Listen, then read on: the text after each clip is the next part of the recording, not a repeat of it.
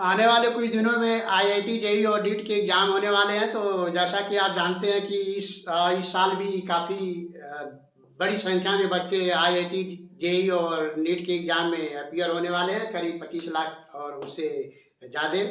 तो फिजिक्स में जनरली जो क्वेश्चन पूछे जाते हैं वो काफ़ी ट्रिकी होते हैं, तो उसको ध्यान में रखते हुए हमने यहाँ पर एक क्वेश्चन आपके सामने रखा है और उसको मैं एक्सप्लेन करने की कोशिश कर रहा हूँ। तो आप यहाँ देख पा रहे हैं कि यह एक कैपेसिटर है। कैपेसिटर का ऊपरी प्लेट जो है निगेटिवली चार्ज किया गया है, यानी इसको निगेटिव चार्ज दिया गया है, और नीचे वाले प्लेट को पॉजिटिव चार्ज दिया गया है। और कैपेसिटर के ऊपरी प्लेट से एक स्प्रिंग को, जिसका स्प्रिंग कांस्टेंट के है, एम मास के ब्लॉक से अटैच करके इस प्रकार ऊपरी प्लेट से हैंग किया गया है। ब्लॉक को भी पॉजिटिव चार्ज कैपिटल क्यू दिया गया है। इस प्रकार आप समझ पा रहे होंगे कि इलेक्ट्रिक फील्ड का डायरेक्शन जो कैपेसिटर के अंदर होगा वो पॉजिटिव चार्ज से निगेटिव चार्ज की तरफ होगा।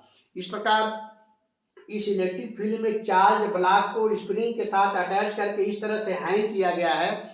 और आपको बताना है कि जो स्प्रिंग मास अटैचमेंट है उसमें जो ब्लॉक है उसका ऑसिलेशन का टाइम पीरियड क्या होगा। तो आप जानते हैं कि किसी भी चार्ज पार्टिकल पर जब उसको किसी इलेक्ट्रिक फील्ड में रखा जाता है तो इलेक्ट्रिक फोर्स लगेगा।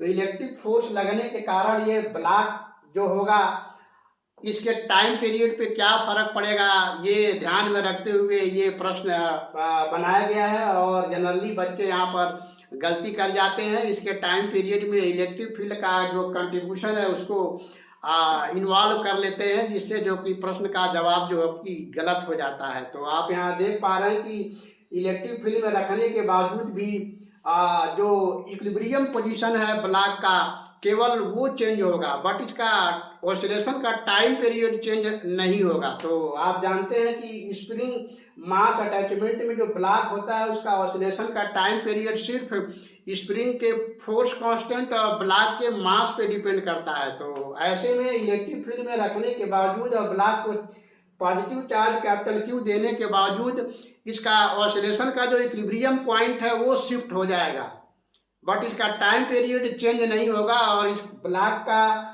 स्प्रिंग के साथ जो ऑसिलेशन का टाइम पीरियड है वो T=2π√m/k होगा। फिर से मैं आपको रिमाइंड कराने की कोशिश कर रहा हूँ कि स्प्रिंग मास अटैचमेंट में जो ब्लॉक होता है उसका टाइम पीरियड सिर्फ स्प्रिंग के फोर्स कांस्टेंट और ब्लॉक के मास पे डिपेंड करता है। इलेक्ट्रिक फील्ड के इसके टाइम पीरियड के ऑसिलेशन में कोई कंट्रीब्यूशन नहीं है। इलेक्ट्रिक फील्ड में रखने के कारण और ब्लॉक को पॉजिटिव चार्ज देने के कारण सिर्फ इसका ऑसिलेशन का जो इक्विलिब्रियम पॉइंट है वो शिफ्ट होगा, बट ब्लॉक का जो ऑसिलेशन का टाइम पीरियड है वो सिर्फ स्प्रिंग कांस्टेंट और ब्लॉक के मास पर डिपेंड करता है। इस प्रकार मास स्प्रिंग अटैचमेंट में इस ब्लॉक का जो ऑसिलेशन का टाइम पीरियड है वो सिर्फ T=2π√m/k होगा, और इसका टाइम पीरियड जो है फील्ड में रखने के कारण चेंज नहीं होगा, केवल इसके ऑसिलेशन का जो इक्विलिब्रियम पॉइंट है वो शिफ्ट हो जाएगा।